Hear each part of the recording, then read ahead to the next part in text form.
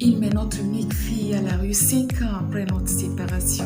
Bonjour à toutes et à tous, bienvenue. Vous êtes sur Bonté Suprême et moi c'est Félicité. Sur cette chaîne, on parle des difficultés des parents solo, sans oublier qu'on aborde le sujet des parents qui vivent en couple, leurs échecs, leurs succès. On est sur une chaîne de partage d'expériences. Vous venez de nous découvrir, n'hésitez pas à vous abonner pour soutenir la chaîne, partager pour faire grandir la communauté. Pour une histoire de ressemblance, mon ex-époux met notre unique fille à la rue 5 ans après notre séparation. Je voudrais bien partager cette histoire avec vous. Écoutez-la et dites-moi simplement ce qui nous arrive. Pourquoi autant de haine? Pourquoi est-ce qu'on on ne peut pas guérir, on ne peut pas pardonner, on ne peut pas guérir de nos blessures, pardonner? La douleur fait qu'on rejette le tort sur les autres, même jusqu'à rejeter le tort sur nos enfants qui sont censés être des êtres uniques dans nos vies, des êtres que nous aimons inconditionnellement. Mais voilà comment l'histoire se passe. On se sépare pour une histoire d'infidélité. On s'est mariés 2 ans après notre rencontre et nous avons eu une petite fille, disons, une belle fille qui me ressemblait beaucoup, énormément. Et 6 ans après notre mariage, je n'existais plus pour mon homme, je n'existais plus dans le couple. Il n'avait Dieu que pour le dehors, il n'avait Dieu que pour d'autres femmes et tout le reste. Je ne supportais plus, alors je suis allée voir ailleurs.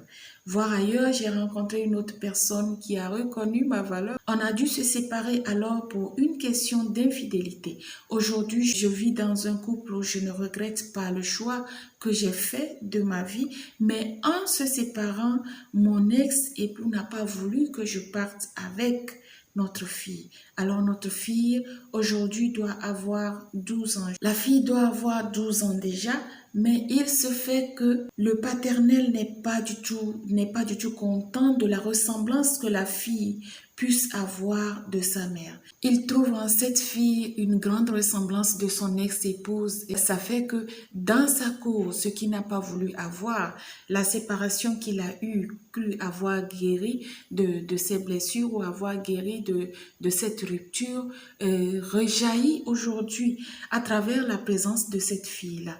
Qu'est-ce que le père fait? Au lieu de chercher à faire un travail personnel sur lui, il met la fille à la rue pour une question de ressemblance. Il met la fille à la rue parce qu'elle a les gestes de sa mère. Il met la fille à la rue parce qu'elle ressemble trait pour trait à sa mère. Qu'est-ce qui se passe? Le pire dans l'histoire, c'est que la mère de la fille qui se retrouve à la rue aujourd'hui pour une question de ressemblance n'est pas au pays. Du coup, laissée à elle-même et exposée à tous les dangers de la rue que nous pouvons connaître aujourd'hui par rapport aux adolescentes ou aux enfants qui sont à la préadolescence, à l'adolescence ou même à la maturité, les enfants sont vraiment exposés quand ils se retrouvent à la rue et qu'il n'y a personne pour les protéger.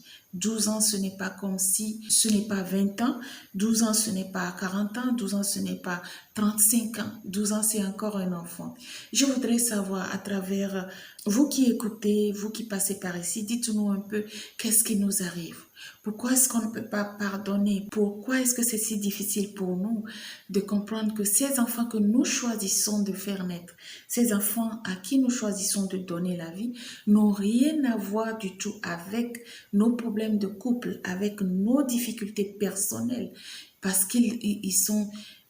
Comme on le dit souvent, ils n'ont pas demandé à venir. Si nous décidons de faire venir un enfant dans notre vie, c'est un engagement à vie, un engagement à long terme, jusqu'à ce que ces enfants ne finissent par être indépendants et qu'on se sépare dans de très bonnes conditions. Dites-nous un peu, qu'est-ce qui se passe? Oui, c'est normal que les enfants nous ressemblent.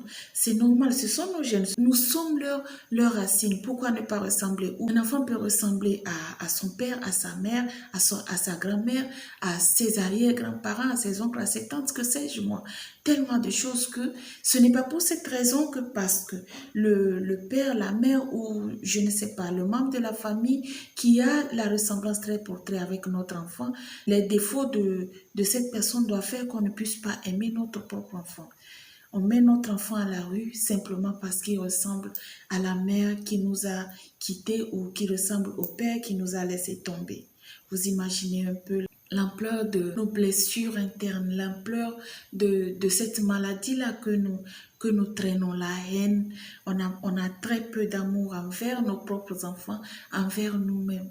Vous qui passez par ici, dites-nous un peu comment guérir vraiment de ces blessures. Partagez avec nous vos expériences par rapport à ces petites difficultés que nous essayons d'aborder sur cette chaîne pour essayer de trouver une solution à nos difficultés au quotidien, dans nos vies de parents célibataires et même dans nos vies de couple. C'est toujours un plaisir pour moi de partager ces quelques instants avec vous et prenez bien soin de vous, de vos familles. Je vous dis à la prochaine, espérant que c'est pour très bientôt.